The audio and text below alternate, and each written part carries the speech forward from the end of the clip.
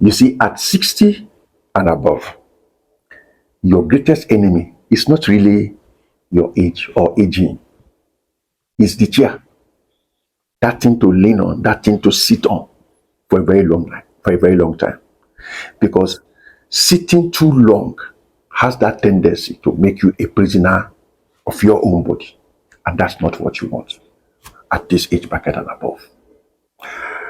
I remember one of my early morning walk, I met a young man. Looking at him, I just knew he was a banker. Don't ask me how I knew. That was during my normal morning walks. He was walking so slow. Every step he took was a negotiation with the ground. I knew something had started going wrong with his health. And I could discern, started from doing a job where he sits down for too long. I am not knocking the job. I speak generally for every type of job. One of the enemies of your good health at times may be sitting down for too long, especially when you are getting old. Thank God for the young man who, at least, though he was walking really, really slow, I was even walking better and faster than him. At least he realized there was a problem. Somebody gave him an advice and he began to adhere to it. So I don't know which advice you two are adhering to. Watch this video and learn. I titled it, How to Stay Young After 60. The secret most forget. Before I go further, I need to give a caveat.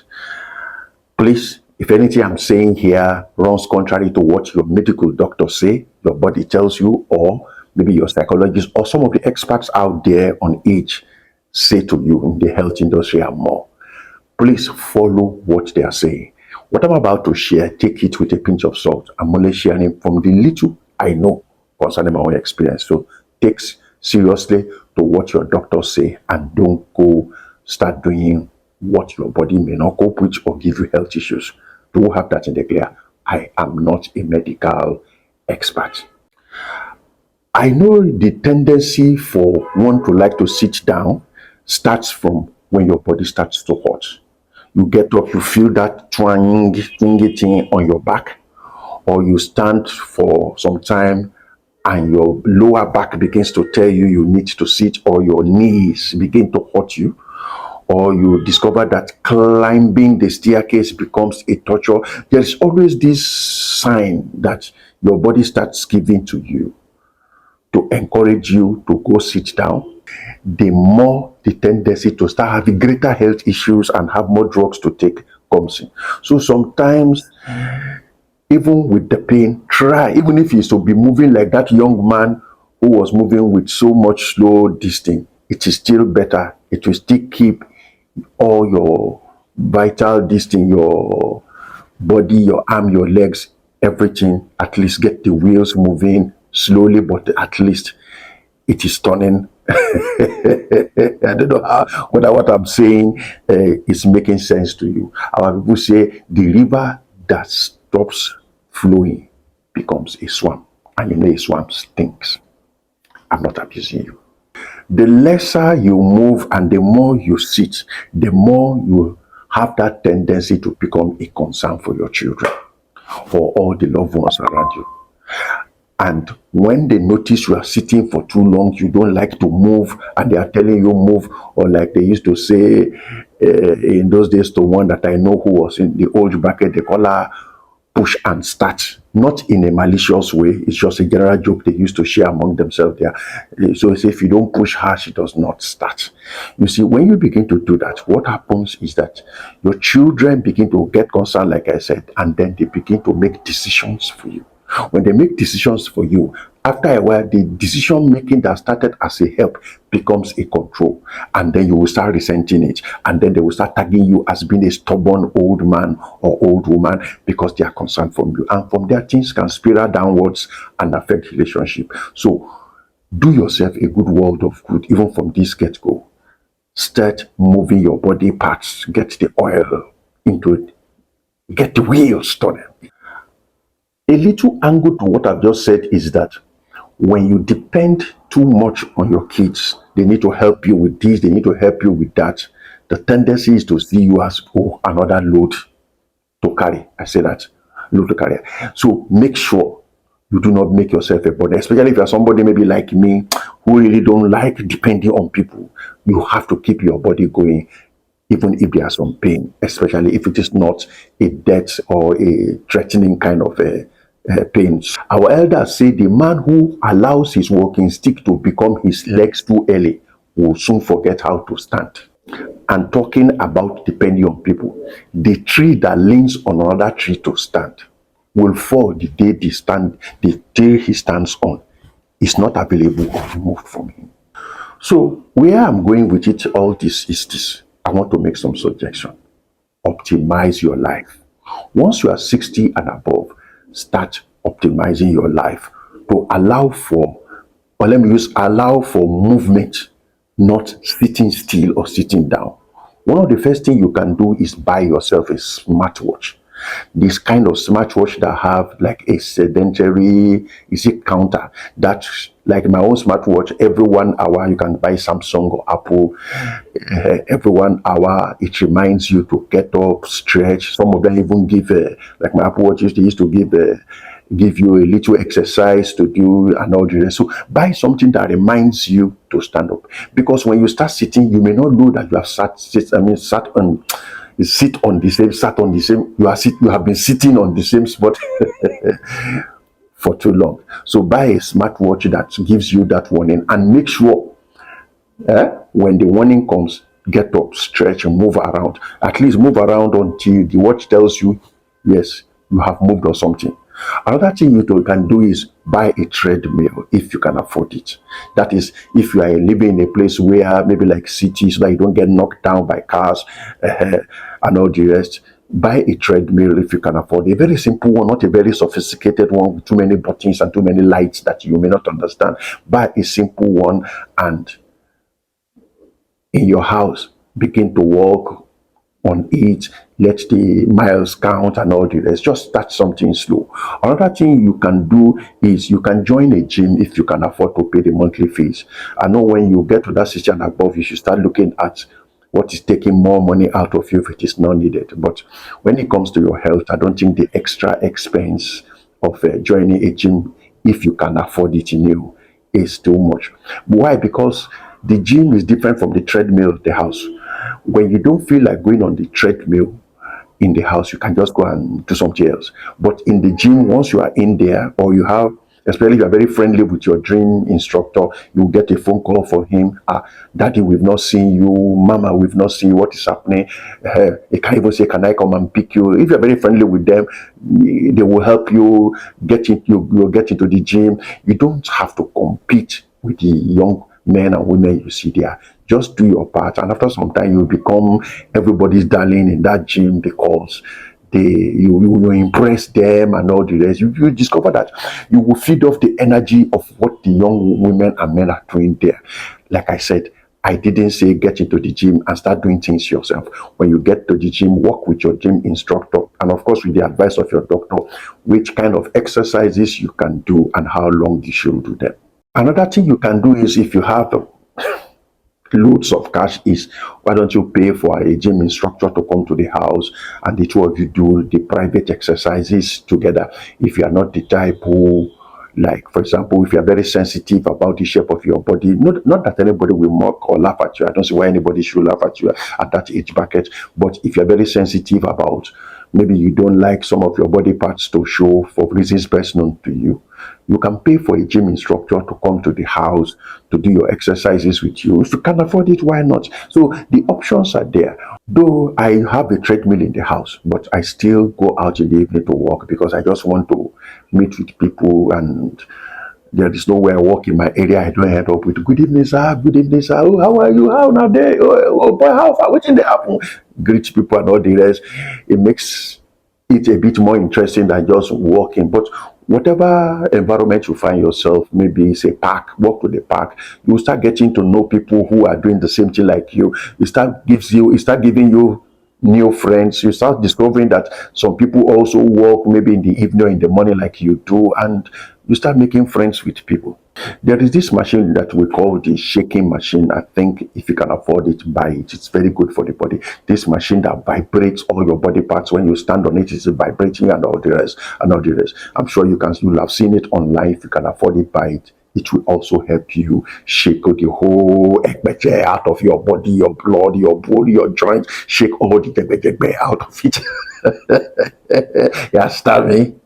Because one thing I notice about life, which is true, like they normally say, if you don't use it, you lose it. You see, those parts, those muscles, those part of your body you don't move too often, you discover that it becomes more difficult to use. I notice sometimes, even with myself, if at the day, if I skip walking and the time I supposed to work like for 2 days, and I don't use the treadmill at home to compensate for those 2 days, the third or fourth day when I get back to the walking, I feel it maybe on my lower back, on my knees. I'm like, I can't get to the. So I see that it is advantageous to be disciplined enough to do it continuously, except maybe I'm out of town or like the days I preach and all the rest. And also sometimes I use the preaching too as my own form of exercise, because I don't preach, I can't preach standing on a spot. I actually have to move. And when it involves prayer, the kind of prayer we pray, if you're an African, you understand.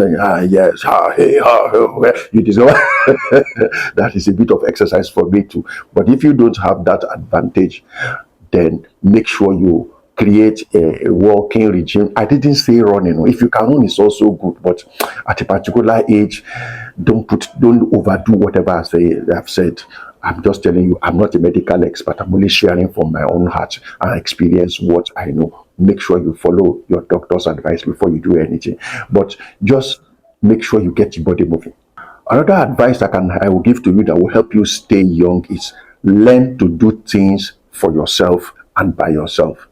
Because when you begin to get to this age bracket, 60 and above, what you will notice is that, especially in the African area I come from, I don't know what's happening in Europe and America. You can advise me, and I don't say it in a derogatory way. The tendency is when you get to a place, before you ask for a chair, they will give you a chair. Do you need water? Do you need rest? Can you stretch out your legs? It is good. But if you don't need it, uh, uh, be polite and just tell them, no, don't worry, I'm all right, if you are truly all right. The tendency also is that if you are carrying something, people will want to carry it for you. If you have to do something, people tell you, mama, leave it, let me do it for you, let me do it for you. So you discover that you hardly ever, if you want to sweep, don't sweep, let me sweep for you. It's respectful, it is good. But try to do some things for yourself. Try to sweep your house by yourself if you can. It's an exercise. Try to do it by yourself. And if somebody says, bring, let me do it, and you see it as your own style of getting an exercise, tell them, okay, no, leave it. Let me just sweep this place. You go wash the dishes for me or something, just to honor the fact that, okay, somebody respects you enough, and don't be rude to them to say this or that. Another thing you can do is try to cook for yourself if you can. I can't cook, but I can give you the advice. Try to cook for yourself. Just make sure you do some things for yourself. Don't go and do or carry heavy things that will break your back and injure you. So everything I'm saying, please make sure there is a caveat. I will keep saying it. So clean your home, do some dusting some places for yourself. It's just to keep you mobile, to keep you agile. At least whatever happens, keep your body moving. I remember when I went to Obudu Mountain Ranch, and everything the young people were doing, I was also doing, until we had to go to a place where they have this waterfall. And that place, I followed the young people up to that point. Then we started descending, and the descent was very sharp. The roads were not paved or navigated. Some people had to even sit on their butts to descend gradually. When I got there, I looked at what was going on, and I told myself, I'd like to go to that place, but It's not for me. So you should know the limit of what you can do and what you cannot do. Sometimes in life, getting close is also a victory. So I had to stand at the top of the distance and use my zoom lens because I was carrying a digital camera, a Sony digital camera, to zoom in to the best I can get. Though I could hear them, the noise, the waterfall, the laughter and everything. I missed that one, but that was the closest. So when you do all these things, know your limits. What I'm trying to say is don't let everything rob you of your mobility. Eh? Be stubborn until you cannot drive anymore. Be stubborn to drive until you cannot drive anymore. Of course, when you know you have become a danger to yourself and everybody on the road, stop driving. But keep everything going, keep the walking going, keep the cooking going, keep the doing things for yourself going until, because they will keep helping you to get things done. And it's a help, but it's not also a help, because once you start losing mobility in life, I'm talking of your physical body and all the rest, the chair will start calling you. And when the chair starts calling you, it's not really the best. So refuse it like a goat refuses water and the rain. One other thing you can do that can help you to stay young is buy a dog. A dog doesn't ask you how old are you. A dog just wants to have fun. And if you're not ready for fun, the dog will even tell you, oh yeah, let's go for a walk. Or the dog can even go and carry his leash and say, oh yeah, Baba, it's time for us to go for a walk. So if you are the type that likes dogs, you can buy a dog and walk it. And when you are walking too slow, the dog will jack the leash. And so at least it gives you something to do. It gives you something to talk to. It gives you something to pet around. It gives you something to run after. It gives you something to yell at. The rest and all the rest. So a dog is a very good friend for you when you are older. If you are the type that likes dog, some people like cats.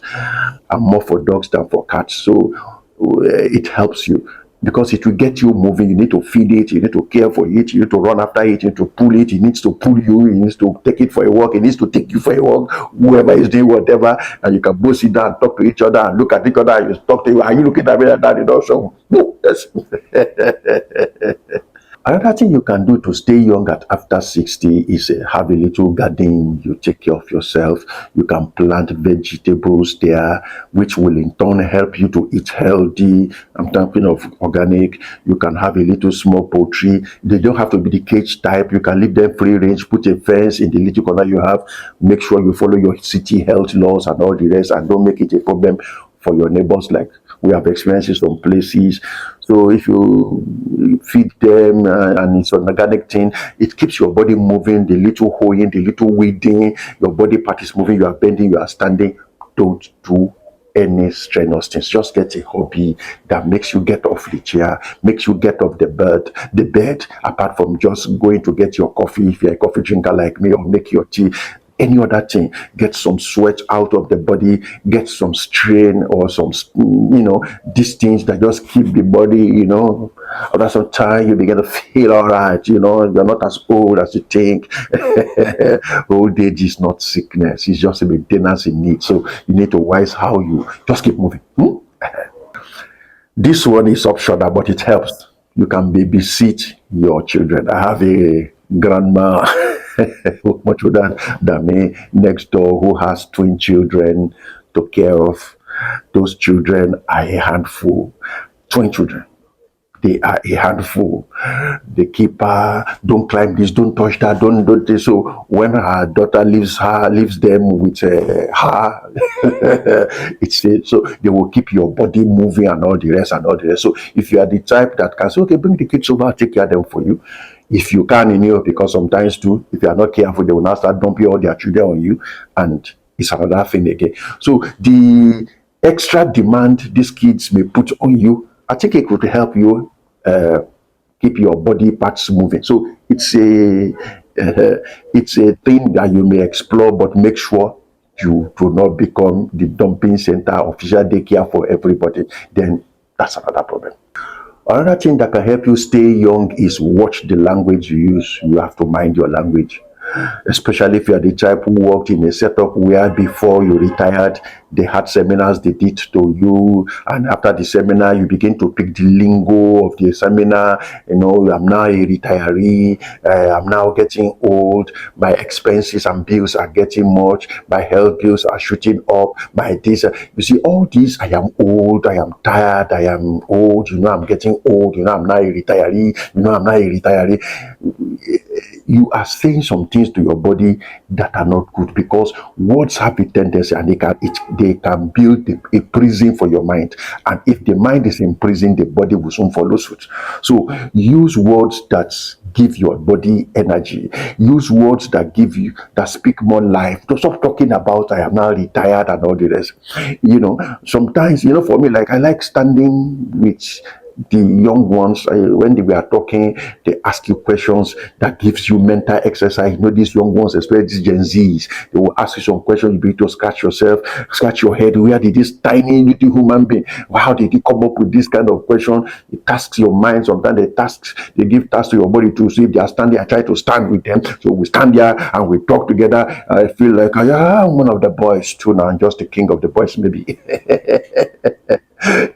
So of course, when you need a seat, tell them to get a seat, because if they see that, like, I mentor a lot of them, so they talk a little bit freer with me, and I'm not pastoring them, I'm not parenting them when we talk. I allow them to express themselves. I get to know the way their mind works. Sometimes I feed off their energy of, Daddy, let me teach you this dance. When my granddaughter superstar comes, Daddy, let me teach you this dance. Daddy, get up, dance. Daddy, get up and dance. Put my energy into it. So I know some of the latest dance,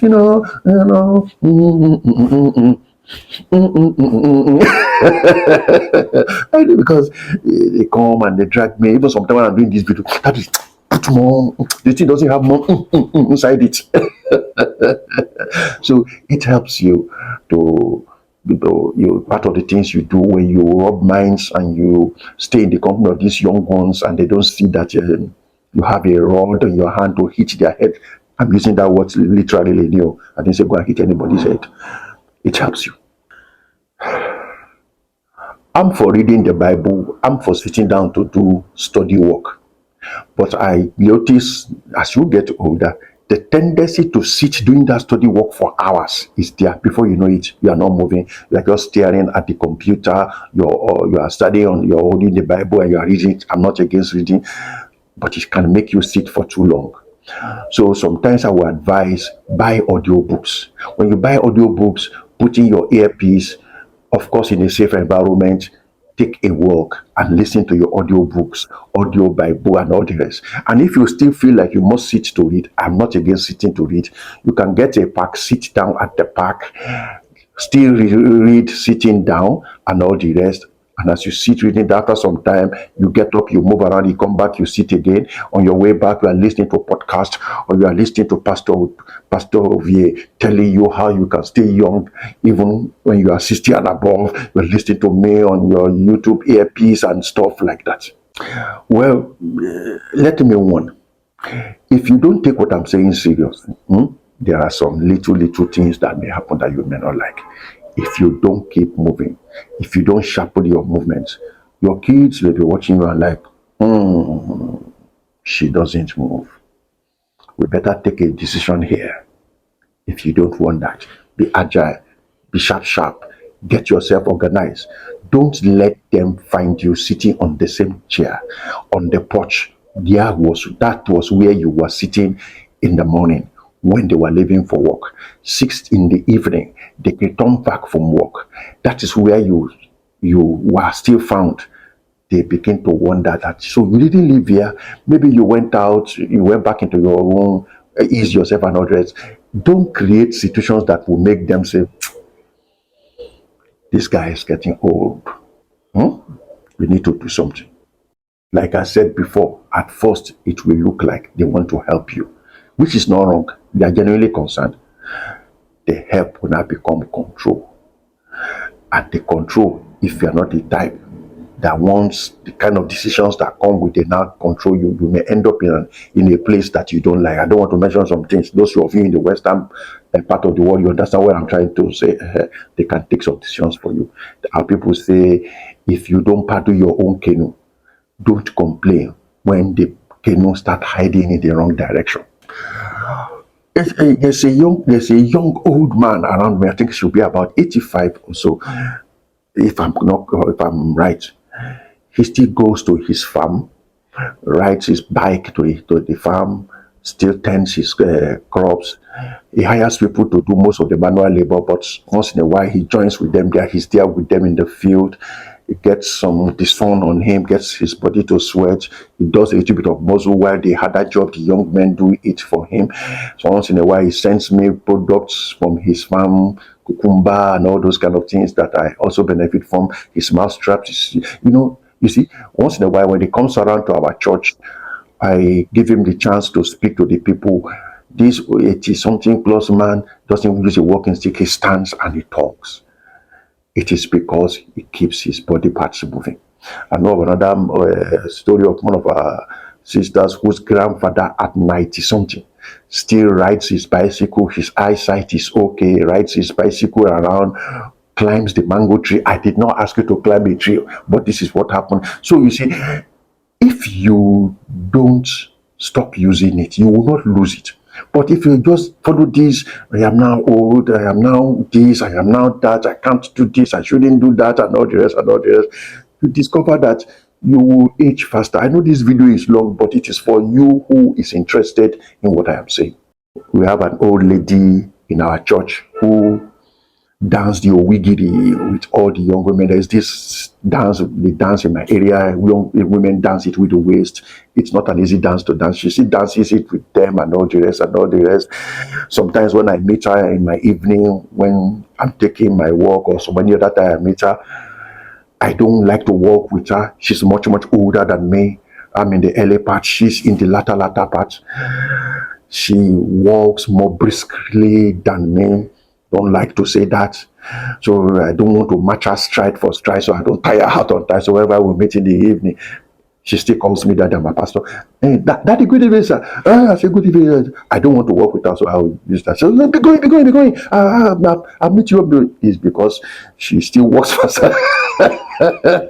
You see, so you see, it depends on how you treat yourself.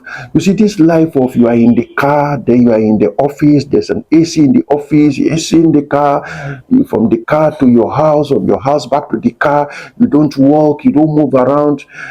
Your body may be forgiving when you are young. When you get older, it will start keeping records and showing you the receipts that you have not handled us well. So if you are making that mistake of you are in the car, you are in the house, and when it comes to driving, I say keep driving until legally you cannot drive anymore, or you have become a health hazard to yourself and to the community where you are driving. If not, you are calling driver, do this for me, driver, do that for me, driver. What exactly do you even do for yourself? Huh? Another thing that can help you to stay younger at 60 and above is watch what you eat. Don't eat too heavily, don't eat too late. Make your food as healthy as possible. I'm not a food and nutrition person to tell you exactly what you need to do, but I know it's good to drink water, not too much too, but drink water. It's good.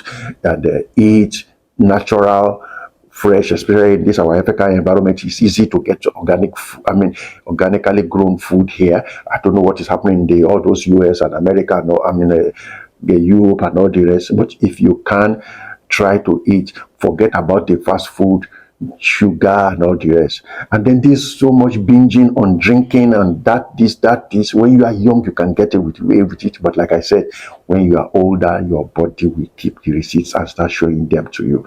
So once you are getting to certain age brackets, start, and if you can afford to get a nutritionist to design something, if you're a woman, you know what to do, get those recipes, feed your family to make them to eat healthy.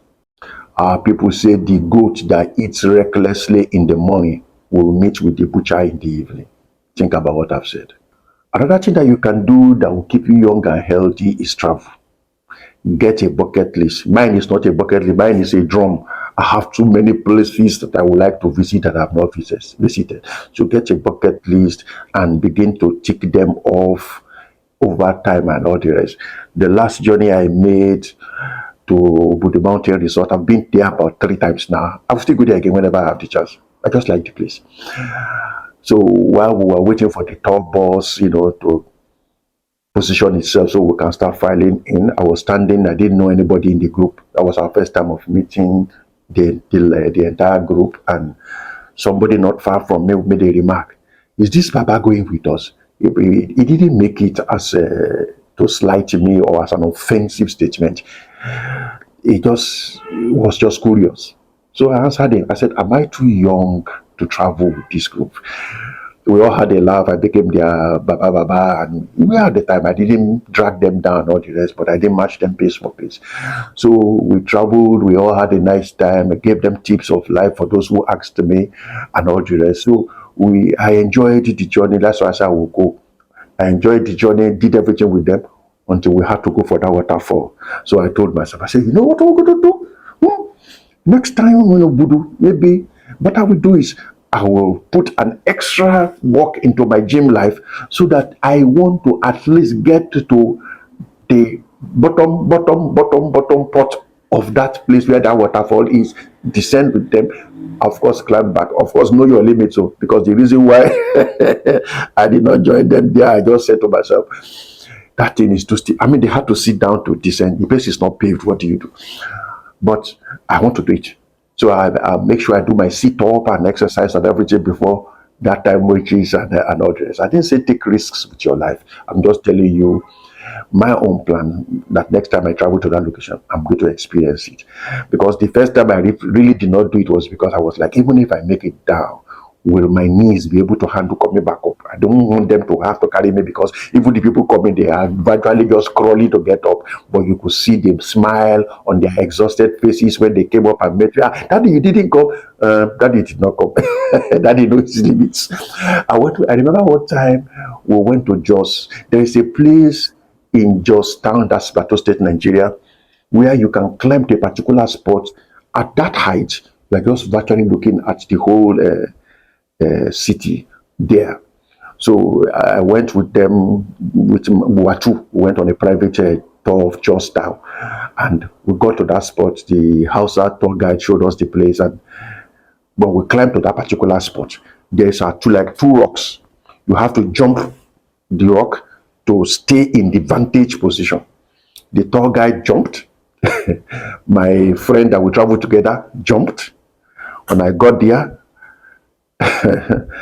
I look at what was in between. I look at the spot. It wasn't actually a big distance. I told myself, not today. Daddy, jump now. You can do it now. I looked at it again. Guys, don't worry. Anything you see there, be telling me. So I went to one small ledge and stood, and I got a small view. But like I say, sometimes close is the enough victory than not seeing anything at all. So the Hausa tour guide now to say, okay, Daddy, give me your camera. Let me use it and snap for you. So I had to give him the camera. He jumped back there, and whatever he snapped. I remember another time when we went to, there's a place called Ulumini Waterfalls. It's at Erijesha. This waterfall has like 6 or 7 layers. So after paying the tour guide, we started climbing and all the rest.